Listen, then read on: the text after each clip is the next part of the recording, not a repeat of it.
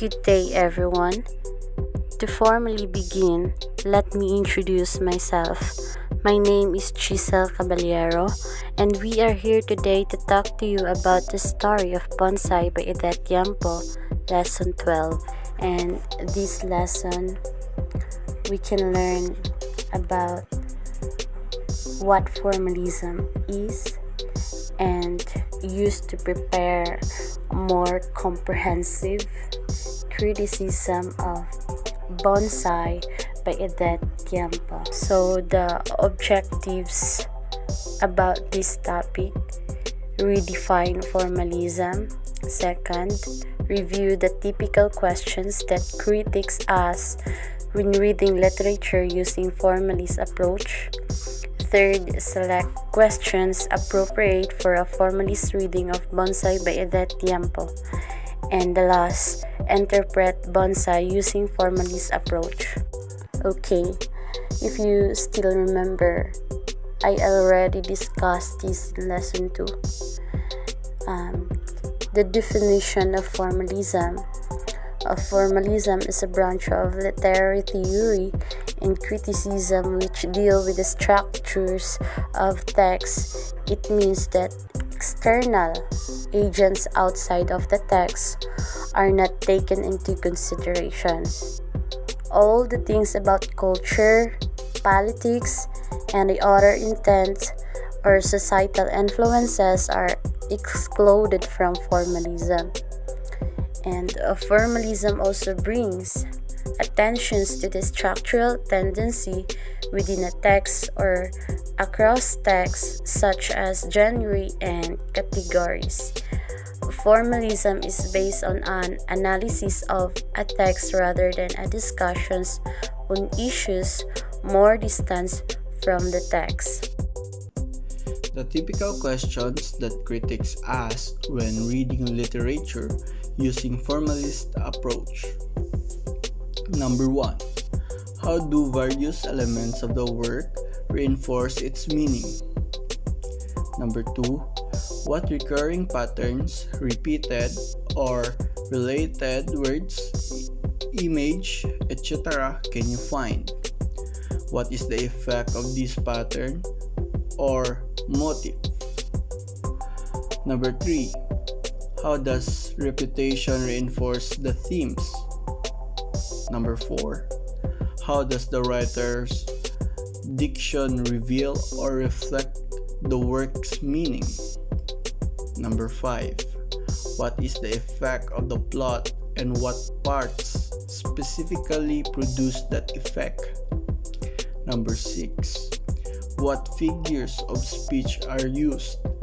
Metaphor, smiles, hyperbole, personification, etc. Number 7. How does the writer use paradox, irony, symbol, plot, characterization, and style to enhance the story? What effects are produced? Do any of these relate to one another or to the theme? Number 8. Is there a relationship between the beginning and the end of the story?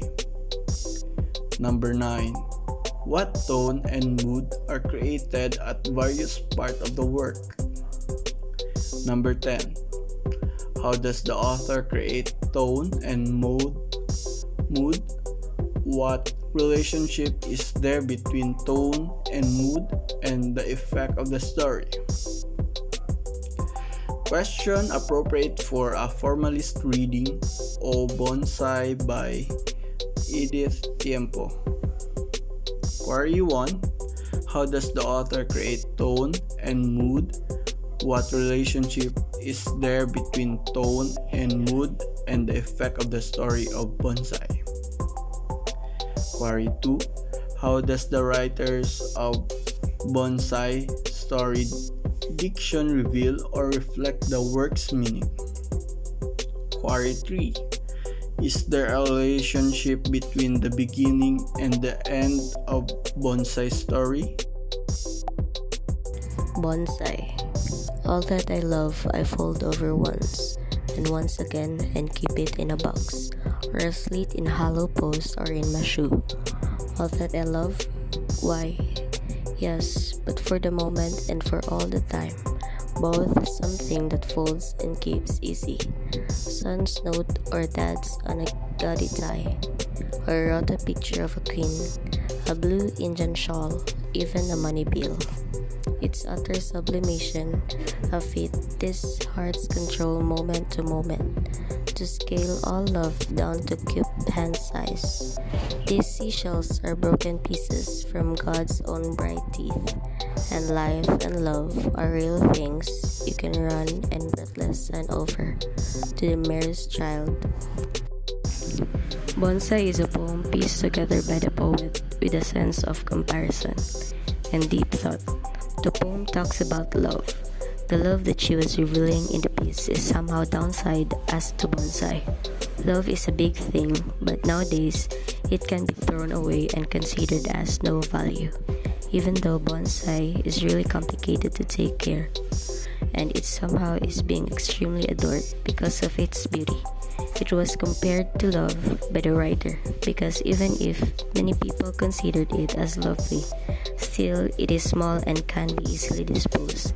Accordingly, bonsai was also described by the writer as a plant that needs trimming and shaping. Every time but time would come that would still die. Like love, it would vanish and the memories would all that would be left. From a Lyceum Approach by Bonsai Edith Tiempo. Edith Tiempo's masterpiece Bonsai reveals a not so ordinary kind of love, but rather it as a kind love that is scaled down to a cup hand size. A poem of love and how humans intend to represent their love for a person through objects, and thus it become their ideal symbol of love. The poem begins by securing and keeping things that she holds close to her heart by folding it or decreasing it. On the other hand, the second stanza goes, where she started questioning how grateful she feels when she is able to keep distinctly non-living objects. The question apart lead to the stanza saying, tell she sells our broken piece from God's own bright death, and life and love are real things you can run and breathless hand over to the Mars child, where she pleads people to learn how to part things that they have, those have less or none. The poem's profoundness in the both sense of materialism and the real idea of love.